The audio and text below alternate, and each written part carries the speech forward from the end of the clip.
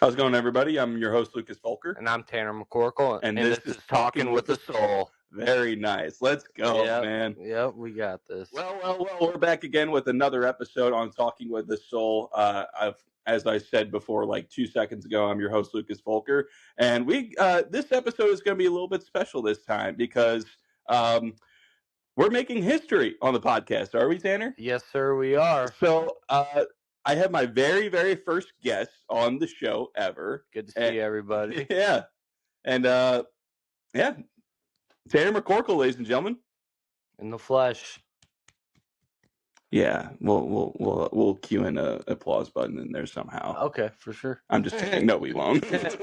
I don't know the editing process of that. But yeah, Tanner's been one of my friends for a couple of years now. Yeah, a couple of years, I'd say, going on. Like, we knew each other in high school, but vicariously, through other more friends. Acquaintances than anything. And then we started going out to the bar and shooting pool together and having a couple drinks here and there, and it's blossomed into this beautiful relationship that we have, friendship. Yeah, man, that's exactly what he said. I mean, this has been really cool, and I'm glad to have him as my first guest on the podcast because him and I just gel so well. I think we share a brain, maybe a penis sometimes. It depends though. I try not to share my penis with other guys. Yeah, no, same here. But here and there, it's got to happen. Word? It happened with him. So yeah, so our good buddy Vince Harris, shout out Vince Harris, you're a little bitch, but we love you.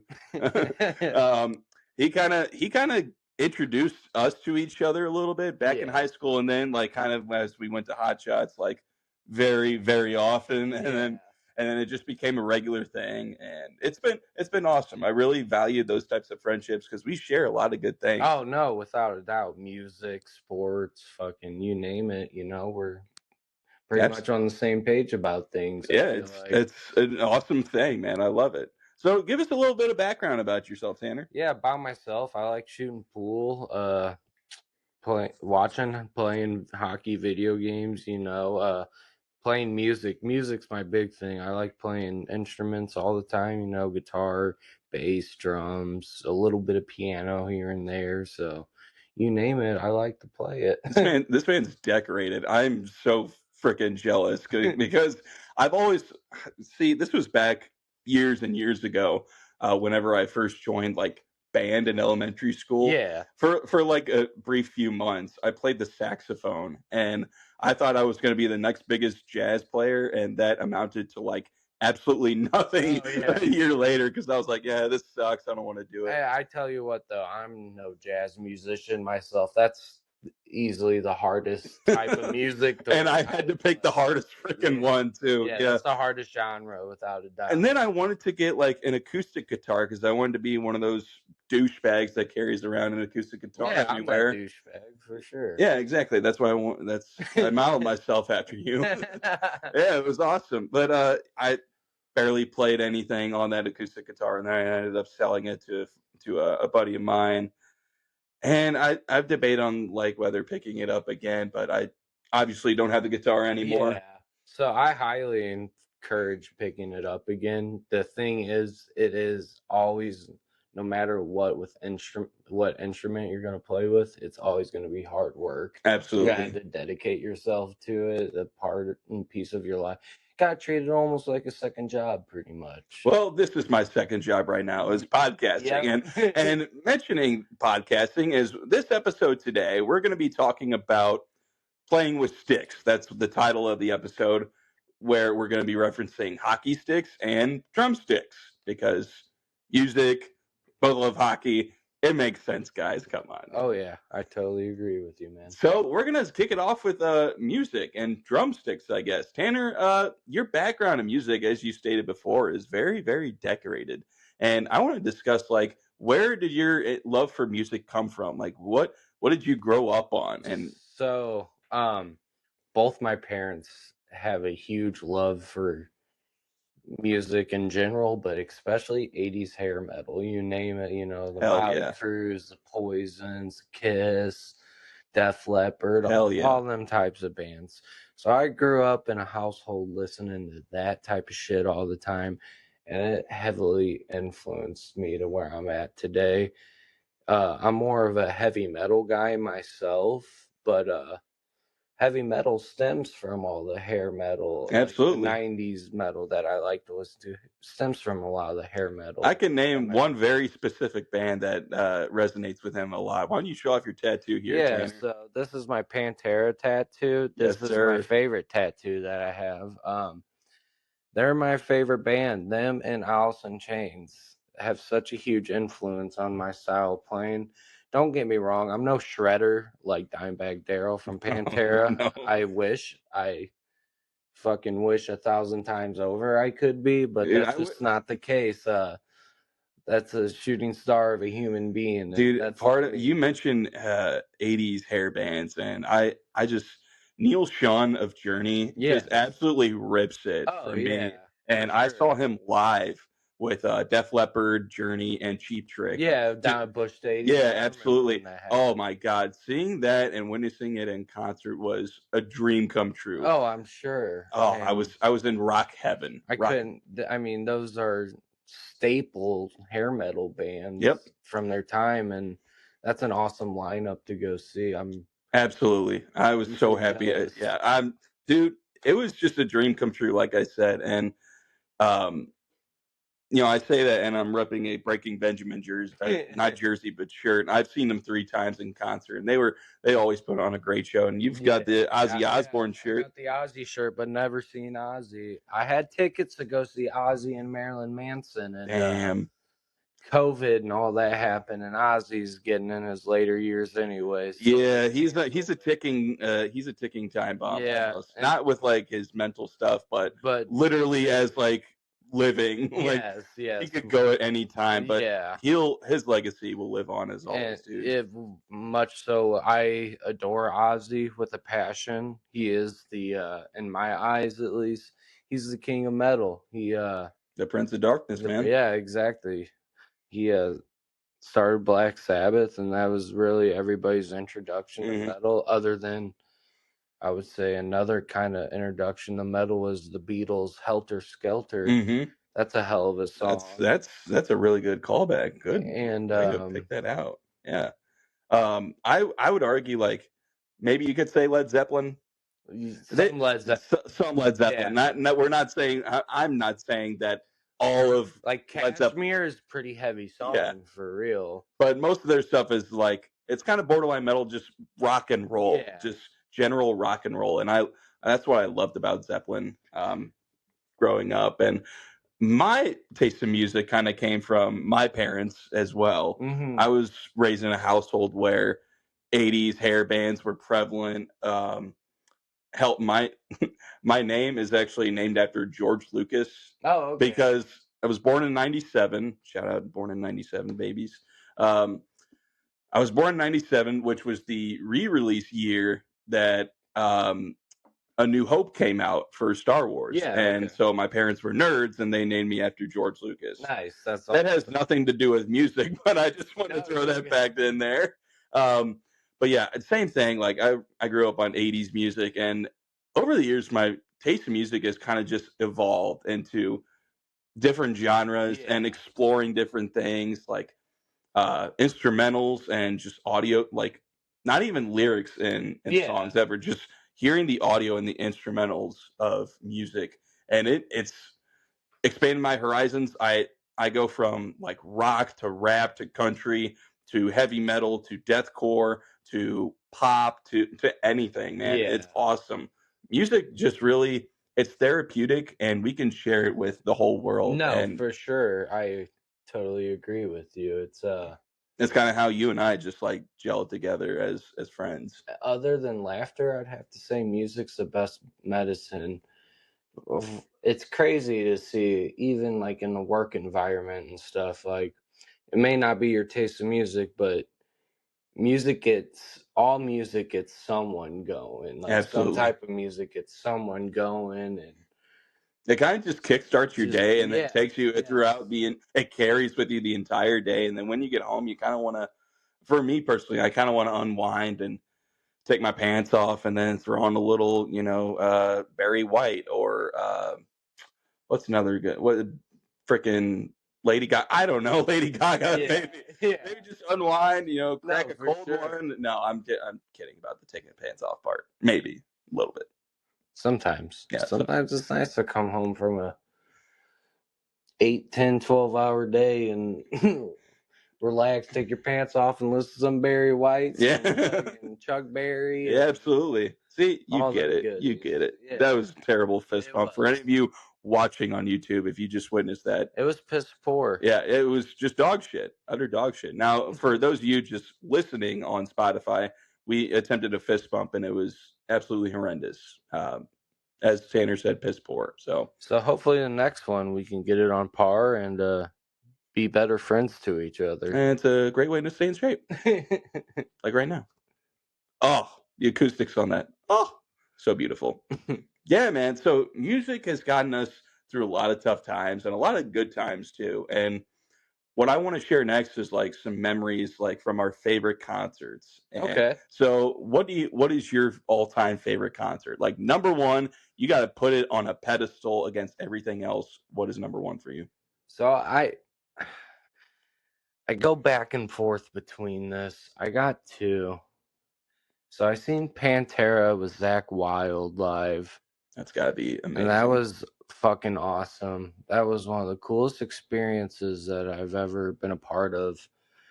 But also, I seen Slipknot, and that's also one of my other favorite bands of all time. And just the quality of Slipknot, the stage presence of Slipknot, just it's a lot of favorites, dude. Yeah. Everybody's got a favorite Slipknot story, I feel like. Even if you're not a rock fan, you've probably been to a Slipknot concert once in your life and you had an amazing ass time. Yes, exactly. I can remember, this is kind of a funny story.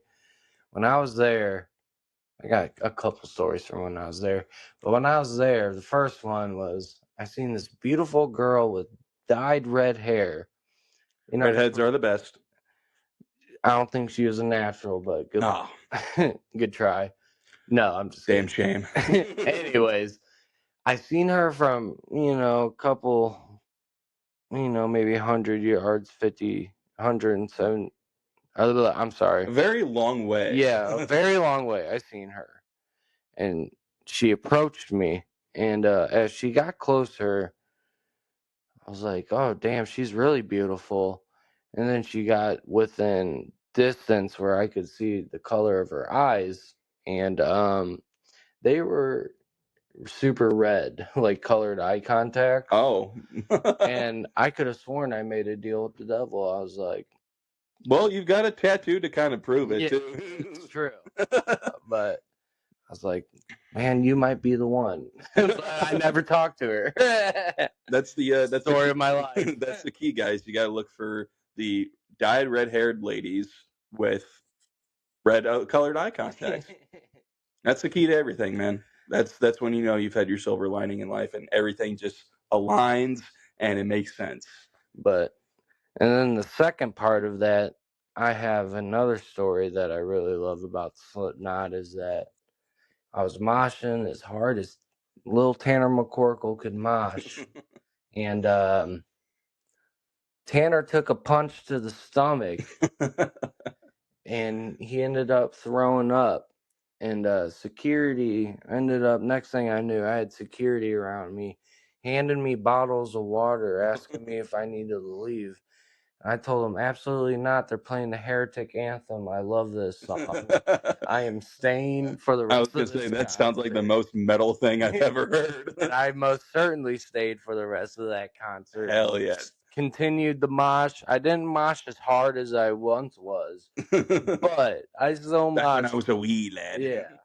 I still moshed, and it was just, it's memories like that I'll never forget. Or here's another one. I was at the Point Fest the next weekend after Slipknot. You remember what year this was? This was, I was out of high school. I was about 21, 22. So probably like 2018. I think it was the the Blues won the Stanley So Cup. 2019. Yeah, I think so. Which we're gonna get to that in a few minutes here about the Blues. Oh yeah, and I went to another concert but it was a Point Fest, so there was multiple bands on the bill. There was probably, excuse me, there's probably about 15, 20 bands on the bill. Something like, I could be wrong. Something nuts like that. Yeah, and so one of my favorite pop punk bands of all time is a band called Goldfinger. I've personally never heard of them, but go ahead. I want to say they reside out of California, but Moon from The Point plays bass for them. Moon? I don't know Moon, but oh, you said Moon. Moon from The Point. Oh, Moon? His name's Moon? Yeah, his name's Moon. Oh, I thought you meant Moon, like his first name's No, my bad. That's where the disconnect That's was. funny. That's a good joke. Wow. Oh god, and we got that live on camera. Oh, that's gonna be a gold mine for memes later. Oh hell yeah. But anyway, yeah, you're Moon from Point. Yeah, Moon from Goldfinger. And from The Point. The show in the morning here in St. Louis area. Yeah, sure. 105.7 The Point. Shout out to them. He plays in Goldfinger, and I love that band an awful lot. And so I was moshing to them the next weekend. Sure. And I ended up losing a fucking shoe in the middle of the mosh. Again, he's got the most metal stories ever. He gets punched in the gut, and he's like, absolutely not. I'm not leaving. Yeah. I'm not fucking leaving.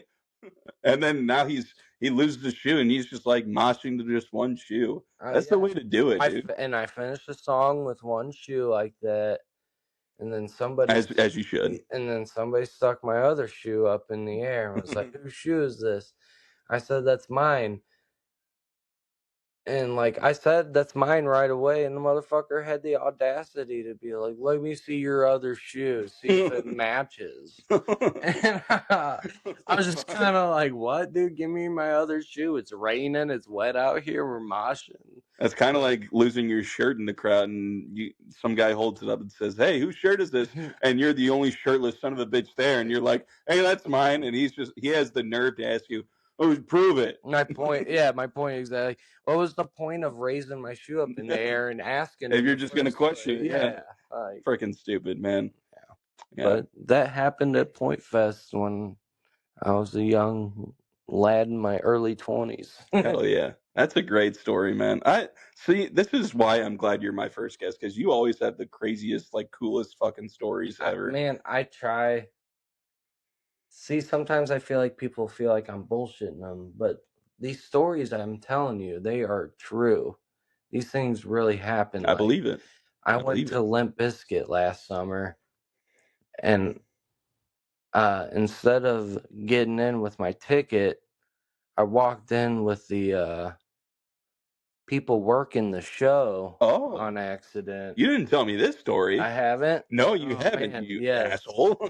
So I walked in with the people working the show on accident. I had no clue. I was just standing in a line thinking I was getting in the show, like thinking I showed up early. No, I showed up with the people that are fucking working. That's how early I got there. And so I sat there. I watched, God damn it, what's his name? Corey something. He opened for Limp Bizkit for the last tour. Not ringing any Corey bells. Feldman. Corey Feldman. Are you talking about Corey Feldman from the Goonies? Yes, I am. Are you kidding me? I swear, shit you not, he's got a fucking band. That's so awesome, but so weird. Dude, it's horribly awesome. It was fun as shit. So I watched them do mic check. That's awesome. And I watched Limp Bizkit do mic check. And then I watched their shows. And their shows were the exact same as the mic check. So I seen them fucking 2 times pretty much in one night. Oh my god. So you got to live the story and the story to follow. You watched wow, it's incredible. I got nothing to top that, really. So I'm jealous. But I'll tell you a couple of my concert experiences. And I think the number one band I've seen live, and you were there with me at this concert, and that was Foo Fighters. Yep. Foo Fighters put on a dynamic, just astounding show. Oh, that show was amazing. It was incredible. My first time seeing them in concert. You know what the ticket prices back then for lawn seats at Hollywood Casino Amphitheater? $60. $60 for Foo Fighters. That's insanity. Yeah. I said, hell yeah, give me the tickets right now. And so I got around to where Tanner and our buddy Vince, Zach and Megan and Vince's dad were all hanging out. And your brother was there too. My brother and my mom were there as yes, well. Yes, sir. And oh my God, being able to experience a concert with your friends is otherworldly. And then seeing the legend that is Dave Grohl and Taylor Hawkins, rest in peace, seeing them perform was a miracle and a half, dude. I mean, I couldn't agree any more with you. It's just they're rock and roll Hall of Famers. Oh, Dave Grohl's done some questionable things recently, but the man is still human. He's an amazing person, and he means well, I believe. But like the show itself, the concert, the audio, the visuals, everything was incredible. And whenever they started playing Walk, I looked at Tanner and he's going nuts, and I'm just looking him dead in the eye.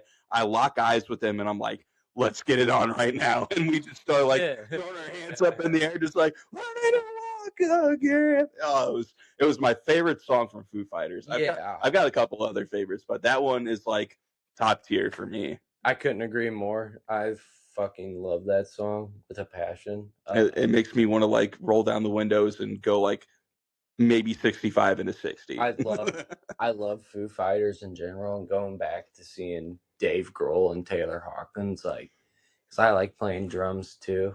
Yeah. And that's why we titled this episode Playing with Sticks, because you play with drumsticks. Because touche. And man, those two guys are amazing drummers to me. I mean, they have such a heavy influence on the way I drum. Yeah, it's weird. I think, Dave Grohl looks awfully familiar. Like, he looks like the former drummer from Nirvana. I mean, you couldn't say that any better. It's almost like he is or was. Yeah, rest in peace, Kurt Cobain. Yeah, that's another one of my favorite. I can remember being 14, 15 years old and really starting to get into Nirvana hardcore. Oof, Nirvana, man. And the grunge era, man. That's when I was like 14 or 15 when I started playing guitar. And that was like the first band I started playing guitar to. Okay, that's even cooler. Yeah.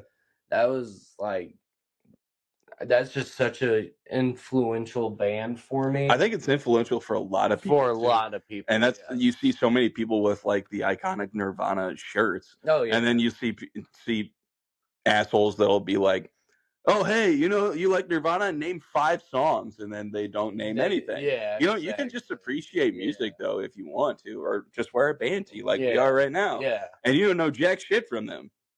It's kind of awesome. No, it is awesome. Except I'm not that type of person. I would never do that. No, I'm not a poser. But, oh, man. No. And then, so that's my favorite concert was Foo Fighters. And then an interesting story from a concert that I went to, kind of outside like the genre that I normally go see in concert, but it was Michael Bublé. Okay.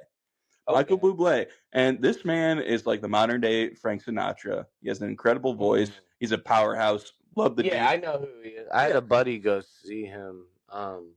Shout out Brandon Coleman. He's seen him too, actually. Was it at the Enterprise Center? It could have been. I could be wrong. That was the most recent show that I know of.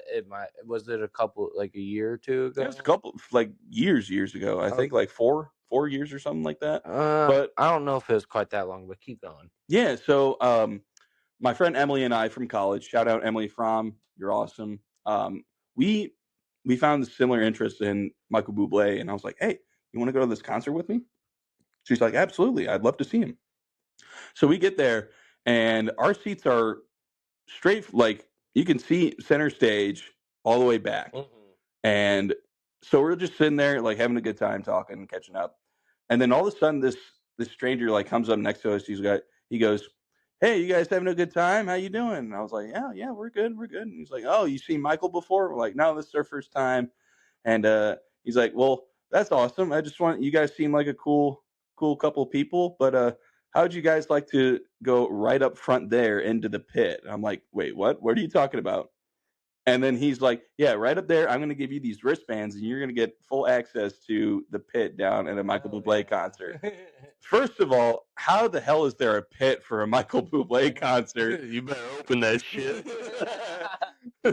I just haven't met you yet. Just throw punches and shit, man. But no, I was like, dude, you got to be lying, right? He goes, I'm Canadian. I don't lie. I was enough. I was like, sold. Take us to the pit. And so we got our wristbands and we got like all the way down to the very front of the concert. It was awesome. I got the high five Michael Bublé. My face was shown on screen a couple times, but he put on an outstanding show. The dude has amazing vocals and one of the best experiences overall I had at a concert. It was a good time. Emily had a great time. She got I got an autographed CD of his, and then she got a hat and a shirt. Nice. It was awesome, man. I'll never forget that. But another cool few experiences I've had is NF is like my favorite artist. He's a hip hop rap artist who happens to be Christian.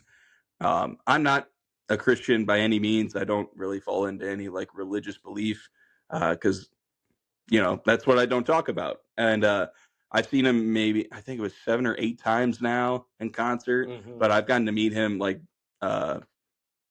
for the meet and greets a couple times, and he's really cool, really chill person. Yeah, it's always awesome meeting of someone that you adore in the music industry. I've grown up with him practically. Not really grown up, but ever since he put out Mansion, his album in 2015, like I've progressively like grown and loved his music ever since, like all that he's put out. Yeah. And it's awesome seeing him in concert every single time that he comes to St. Louis. And I love that man. He's really awesome.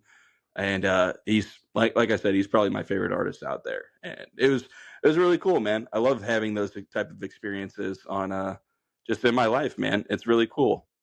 So yeah. I think that about covers that musical topic. Yeah, I think so. Speaking of drumsticks and instruments, we're going to switch it to a different type of stick, which is hockey sticks. And Tanner is a huge, huge lover of hockey, as he stated at the beginning. And I myself am growing into loving hockey more and more. I'm not as big of a nutcase of a fan as this guy, but I love hockey. I love the action. I love the constant, like no stoppage whatsoever, except for maybe like a commercial break or whatever, or the intermissions. But oh man, the amount of blues. I've been to quite a few Blues games, and I started going when I was really little. I want to say back before it was even Scott Trade Center, I think, or maybe when what was it before? It was like the arena or something. There was Scott Trade Center. Maybe it was just Scott Trade Center. Let me take that back because I don't think I'm that old. Although I did just turn 28. Happy belated birthday to me. I had to squeeze that in there somewhere so I could get some birthday wishes from people that didn't wish me happy birthday. So you know who you are. Do it, bitch. No. But no, some Blues games are a lot of fun. Have you ever been to another hockey stadium to watch a hockey game? No, I personally have not. I've been to Kauffman Stadium in Kansas City for a Kansas City Royals game against. But we're talking about hockey, buddy. Not I know. I was just talking about different. Hey, I've been to Kauffman Stadium too, and it's really beautiful. Yeah, it is. It's definitely like top 5 stadium in major leagues for me, without a doubt. Great seating, great view too. Oh, yeah, beautiful, and food there is pretty good too. It was, dude, get you a nice fresh glizzy down the hatch. There ain't nothing like a fucking glizzy going down there. Absolutely right, Vince. You can agree to this if you're listening or watching. He is the glizzy gobbler. He is the notorious glizzy gobbler, man. I think I still have that as his contact of him just horking down a hot dog. It's amazing, man. That's not the only thing he's horking down, ladies. Oh man, but yeah, Blues hockey, man, it's been a revelation to like my love of sports. And oh, look at that! I'm viewing my phone right now, and I can see Vince is mentioning on me on his story. I don't know what it's about, but it can't be on this podcast yet because this is being recorded live. So I don't know what he's got to say. Right. He's an asshole, though. Anyway, Couldn't agree Tanner, more. let's reminisce about the 2019 Stanley Cup run. Of course. The movie-like Stanley Cup run that was the The 2019 most St. Louis beautiful Blues. thing that ever happened in our lifetime. So what happened was that we were bottom of the wild card spot. We were bottom of the standings. We were bottom of the league on, I believe. Quote me if, or correct me if I'm wrong, but pretty sure on January 31st we were very bottom of the league. That sounds about right. And January 5th, I believe, we called up Jordan Bennington. He played a game against the Philadelphia Flyers, and we shut them out. Yep. It's either 2 or 3-0. I believe it could have been 3-0. I'm pretty sure that night they went, them and Shenner and all them guys went to a bar in Philadelphia. I think it was him and Pietrangelo. It could have been. It could have very well been Pietrangelo, and I think Bouwmeester was there too. Yeah, I think so. But I vividly remember Shen, and then maybe O'Reilly too. Ryan O'Reilly. Yeah, he might have been there as well. He had to have been. And then they started. They were playing this song called Gloria by Laura Branigan. Yeah, on the jukebox. Yep. And then they're, I guess, and they just kind of super. Yeah. They came to agreement saying like, "Hey, this is gonna be our victory song." Yeah, exactly. And after every Blues win, you just hear that song. And I couldn't love that song. I still listen to it to this day. I don't care like if we're out I'm there. not a Laura Branigan fan, but I'm gonna listen to that goddamn song. Hey, you can listen to it like if you want, even if you're not like that type of genre of music fan. Yeah. You can just love it because the Blues won. And I will still play that song. I don't care if it's retired or whatever. We went Blues. Yeah, we went Blues. The notorious Brett Hull fucking speech. We went Blues. That man was as drunk as hell. I don't know what's an analogy here. Drunk as a fish at the bottom of the ocean. I don't know. I mean, yeah, that dude was slosh. Freaking blacked out, man. I didn't even get a chance to go to the parade for the Stanley Cup championship. I saw so many people on my Snapchat story just constantly going to it, and posting about it. And I'm like, dude, that takes me back to when, it's super badass. It takes me back to the times when like the Cardinals were winning World Series and going to the playoffs, and now we just suffer from mediocrity with that. Yeah, we'll suffer from that for probably a while. I don't think we're gonna tank and be terrible, but I don't think we're gonna be good and great either. I agree with you. Middle of the pack for a very long fucking time. As if we weren't already. Yeah. That pretty much sums up Cardinal baseball. But Blues hockey, man, it feels like we're always like battling for a playoff spot or just easing our way into the first round, and then we either do really good the first round and then get our asses whooped the next. Kind of like Cardinals baseball. They're very similar in ways. Or we just like get to the first round and we completely choke and lose. Yeah, we have a history of having some really good teams. That 2019 team, man, that was something. You couldn't have put that on paper better about Jordan Bennington being a rookie and then just winning out the rest of the season. No, and then we go on 25-5 or whatever it was. Something magical like that. Had like 5 shutouts along the way. Had like 1 or 2 playoff shutouts.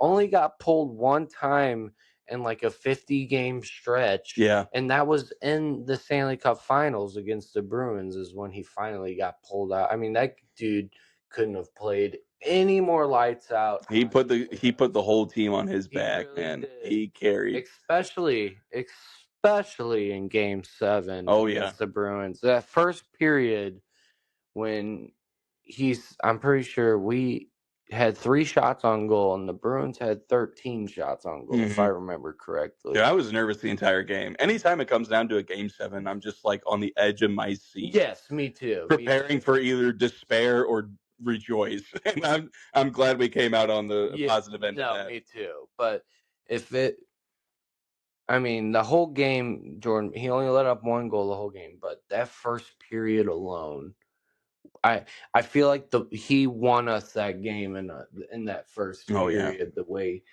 after Pietrangelo scored that second goal, I'm pretty sure in the first period with seconds remaining on the clock. I was thinking to myself at the time, holy shit, we might actually fucking I said pull this. this I off. said the same thing, but I knocked on wood so quick, man. I Yeah. was like, I do not want to jinx this. St. Louis needs this, man. Yeah. We need it, and by God, we earned it, and for good reason, because the following year is 2020 when COVID strikes and just shuts everything down and ruins everything. It did ruin everything. And you know what? Oops. At the time, the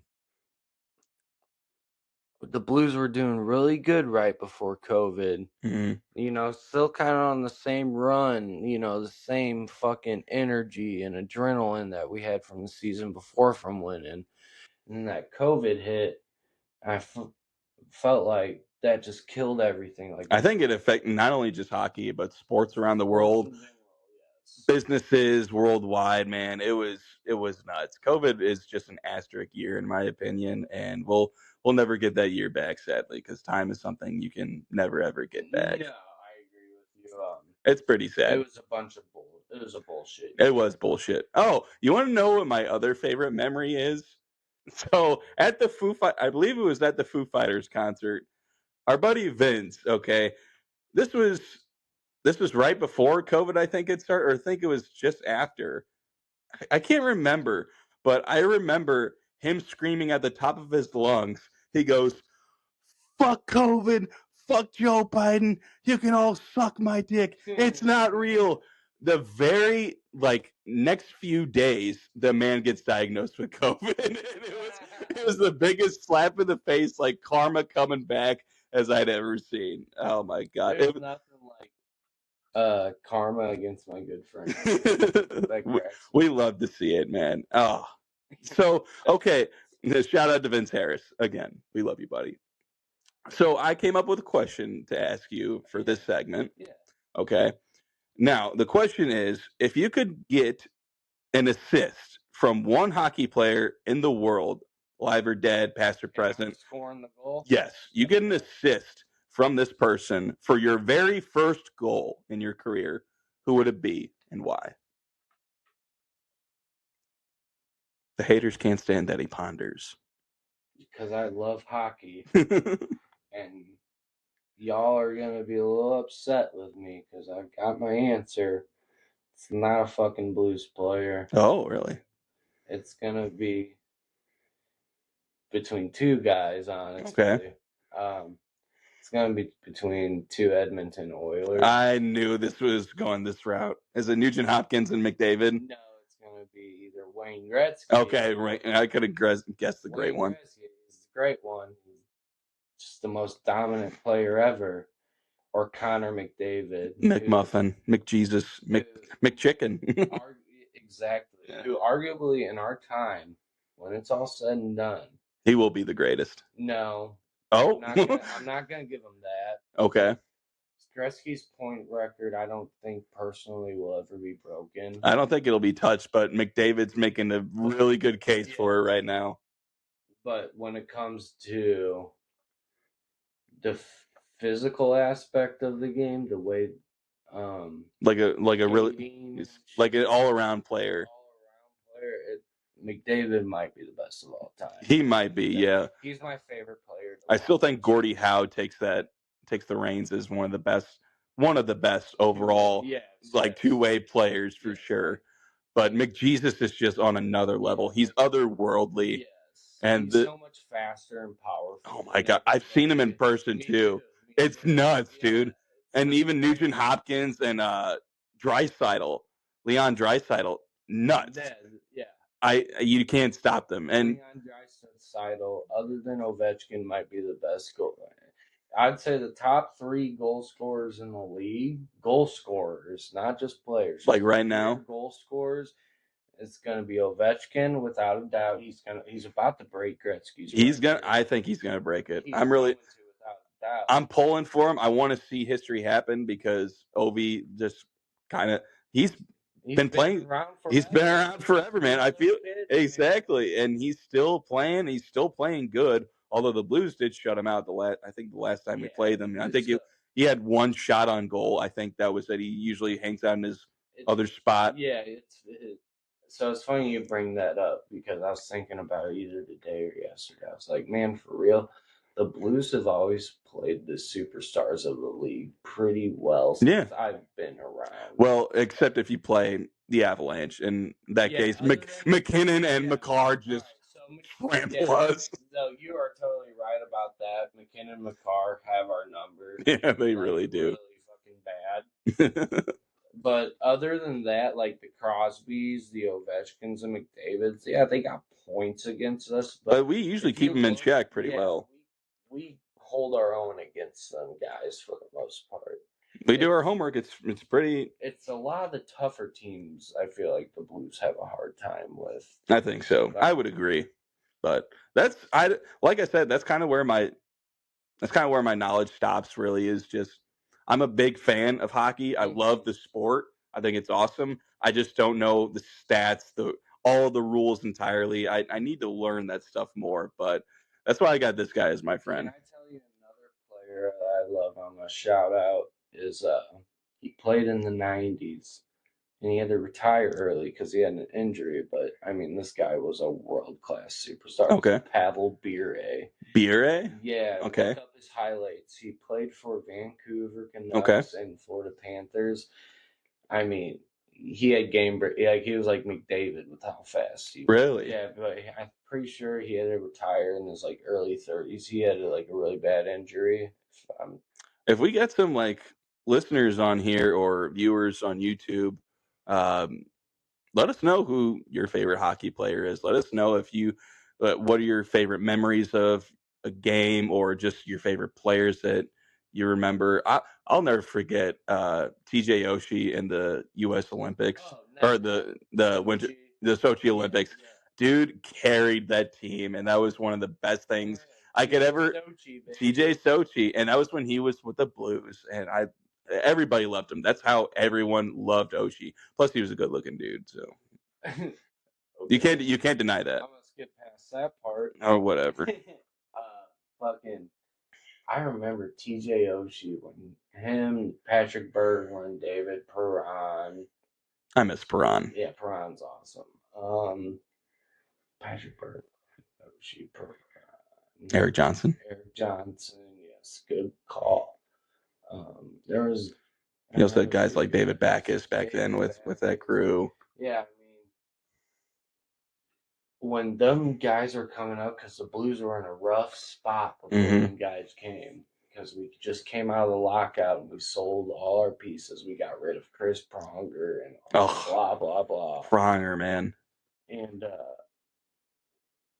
man, it was like TJ Oshie and Patrick Berglund. We just kind of built from the ground up, and like we had a new core. Yeah. For me, it was like the second coming of Jesus. I was like, oh, there's some excitement finally. The Blues are going to possibly be good. Like, I remember being so damn excited for Alex Pietrangelo before we got to the league. Hey, we won a cup with him. That's what mattered. I wish we still had him, though. I feel like that was a whole ripple effect. So, because I don't like Krug. Since he's been in the league, he's like third or second overall in block shot. Because, of course, he is. Because it's Pietrangelo. He's a fucking beast, dude. He's a do or die. Do it all kind of guy. Yeah, for sure, without a doubt. I love what I've seen from Philip Broberg though this year. I think he's going to be like that next Pietrangelo type of guy. Broberg's awesome. Paraco's it sucks that he's hurt right now. But yeah, he's probably done for the season. Yeah. And even if we make it to the postseason, I bet he's probably limited. But that's going to suck, man. He's our big dog on defense, and you could argue that Cam Fowler's held his own, and Nick Leddy coming back is huge for us. Yes. It's just a matter of, it's not a matter of if, it's a matter of when. And when we can just lock in and play Blues hockey that we know and love. Yeah, we're one of the most streaky teams this season. Yeah, you're right. Because we went on a... play good. We are good. Yeah. Man, we're fast. We're a speedy team. We're not as big as we used to be. Nope. But we are faster than shit. I can't remember what it was like how long of the streak was, but for majority of this season, we would win lose, win, lose, win, lose, win, lose. It was just on and off and on and off, and it sucked. It was the most frustrating things I could ever see. Finally just won 3 games in a row for the first time this season, like within. Yeah, I know. It was incredible. We had a winning streak, guys. I don't know if you've heard of that, but it's when you win more than one game in a row. Oh man. No, it bums me out to see the mediocrity that we've gotten out of this Blues team this season, because at least I feel like I know we're capable of being better than what we've played. Oh, for sure, 100%. Laziness, and we have a problem with people could give a fuck less if they're in St. Louis or in another. Sadly, that's the kind of market we've developed into. Is people can say like, "Oh, the organization and the history behind it," but do you come here to win? Do you want to win and bring home a championship? That's what we want here in St. Louis. I personally think we're lacking that. Yeah, we need that drive, that grit, that need for like wanting to bring home a cup. Yes, exactly. Like there's just plays I watch. I love Jordan Kyrou, but I sit there and I watch and I'm like, that's the most laziest piece of shit fucking play. That's I think majority of fans' opinions on him too. I still think he's a great player. He can be so much more though. His offensive side, his offensive ceiling is so fucking high. But his defense, is just dog shit. It's dog shit. There's no in between, no balance. Nope, and just nothing, man. It sucks. But you know what? I'm optimistic for the Blues. I think we're going to turn around. I think we'll have a good. I think we can make the playoffs, but don't be surprised if we don't. I think Doug Armstrong even addressed that in this offseason, earlier this season. He said, if we don't, we're moving pieces. Yeah, we've got to. People are getting moved. Yep. If we don't make it. I 100% agree, man. So going back to the question that I asked you, I'm going to answer it for my answer because I know you all have been waiting for this. No, just kidding. It's actually kind of I want to say an unpopular player, and he didn't play for the Blues as well. Okay, I'm going to go with, no, hold on. I forgot his name. Nope, no, I didn't. Troy Terry. Troy Terry. So he played for the Ducks, right? Yeah. The longtime veteran of the Anaheim Ducks. That dude was one of the most respected players in hockey. Yes. I loved watching him play. He always kicked the Blues' ass too. Wait, he still does play? Yeah. I thought he retired. Troy Terry? Yeah. No, Troy Terry still plays. Well, who am I thinking of? Timo Solani, maybe? No, not Solani. Paul Correa? Nope, not Paul Correa. I thought he retired like last year. I clearly don't know my fucking hockey. Maybe it was Getzlaf. That guy was pretty good. Okay, maybe it was okay. Guys, see, I don't know my hockey. No, I think it was Getzlaf for sure. Yeah, it was Ryan. Ryan Getzlaf is my answer, guys. Never mind, scratch that. And it's not fucking Troy Terry. No, Ryan Terry plays now. He's pretty good. Yeah, Ryan Getzlaf retired last year, I believe, or the year before. And he was one of the most respected players in hockey, and I think Troy Terry still is too. Corey Perry was pretty good. Yeah. Ryan Getzlaf was a really, really good player. I loved that he played with his heart on his sleeve and just laid it all out on the line. Yeah. But to get to score a goal from him as my first goal, I think that would be awesome. Kind of like past generation handing it off to the new generation. Yeah. I think that'd be pretty cool. Another answer, and see, I know this answer for sure. Another answer, and this will be a Blues player, is Vladimir Tarasenko. I have a secret special bond with Tarasenko because I met him when I worked at Six Flags, and I got a picture with him even on my phone. And I was on my way out of to finish my shift, and I come across walking across this like the Palace Theater in like the middle of the park, and I see this like dude that resembles Tarasenko. He's kind of built, and then I see his beautiful ass wife Yana. Oh my god, I could point her out in the crowd from a mile away, dude. I could see her and I believe it was their son that was there, and he was holding like this stuffed animal that they won from a game, and he's walking like 5 yards in front of me. And I'm like, oh, hey, Mr. Tarasenko. He turns around, his beautiful ass blue eyes. And I'm like, can I get a picture with you? He goes, yeah, sure. And then he hands this big ass toy to his wife, Yana. I'm like, oh my God, there she is. And then I get a picture with him, and it was the coolest thing ever. And then I went home happy as hell. Fuck yeah. That reminds me of the time when it was a 2005 NHL lockout. 2005. Okay, you're taking it way back. Yes, I am. This is before Cardinals won the World Series, man. I don't know much before then. So I feel like once 2006 happened when we won the World Series, then I remember things. No, so this was 2005 NHL lockout. It's in the middle of the summer, right before the lockout season was supposed to start. Sure. I'm pretty sure, if I remember correctly, they already knew a lockout was coming, so nobody was doing training. I think I vividly remember this. And so, if I remember correctly, the lockout was either had just happened or it was about to happen. And I was at my brother's baseball tournament this day. Wasn't mine. It was fucking Tyler. And he fucking was playing because they could quote me if I'm wrong, but if I remember right, either Matthew or Brady. I think Matthew's the older one, so I'm pretty sure Matthew was playing up in baseball. Yeah. And was playing against Tyler. Oh, no shit. In a tournament. And so my dad seen Big Walt, Keith Kachuk, oh my God, there, drinking fucking beers and shit. And he's in line to get another beer. And what are you doing with your microphone right now? You're just waving. You're just waving around like a fucking Harry Potter one. And fucking so Tyler got to play against one of the Kachuk brothers. Lucky son of a bitch. My dad seen Keith Kachuk, Big Walt in line, and I was like, hey, go walk up to him. That's Keith Kachuk, and go see if you can get an autograph. So sure as shit, I walk up to a drunk Keith Kachuk. Oh my God. Kadrunk. Yeah. Right. I said, hey, Mr. Kachuk, may I have your autograph, please? And I will forever be grateful for this because the man didn't even hesitate. Oh, awesome. He said, let me see your hat. I had a Cardinals hat at the time. Yeah. I gave it to him and he signed it. You still have the hat? No, I don't. Oh, man. It's one of my biggest regrets to this day that I don't. Man. But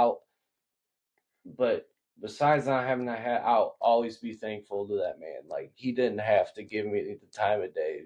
Right. Yeah, he went out of his way to do that. And totally cool. Couldn't have been nicer about it. You also get points because you're a kid too. Yeah. He probably felt bad. He's like, "Oh, who's Make-A-Wish Foundation kid is this?" No shit, right? Oh man. And yeah, man. I was just thank you, Keith Kachuk, forever. Shout out to Keith, Big Wall, baby. You're the man. Well, that kind of about wraps it up. We're about almost at an hour mark. We've been talking and just chilling, man. It's been awesome. You've been a great first guest, man. I appreciate you. Me, bro. Solid fist bump there to make up for the tragedy that was in the beginning. But Tanner, thank you again for being my guest. Stick around, guys, or not stick around, but stay tuned for more episodes coming from me and other future guests, potentially within the next week or so, I want to say. Who knows? I have no idea. My schedule is very fucking weird and unpredictable. But as you can see, what I've been wearing this whole episode is I have my own merch. Not a whole store yet or a website where you can go to purchase merch. But if you're wanting to get a hat, I've got t-shirt designs coming on the way. I've got magnets coming on the way soon. I will keep you guys posted on social media when I will have a restock of merchandise. But if you want any merchandise, just let me know. Follow me on Facebook, Instagram, subscribe to me on YouTube, Spotify. I've been thinking about like doing a TikTok page, but I really don't want to get sucked into that again. TikTok's kind of toxic. Yeah, cringe. Anyway, but that's probably going to do it here. Tanner, you've been, like I said, for like the third time, you've been an awesome guest. I really do appreciate you. Me, another fist bump there. Once again, I'm your host, Lucas Volker. And I'm Tanner McCorkle. And this has been Talking with a Soul.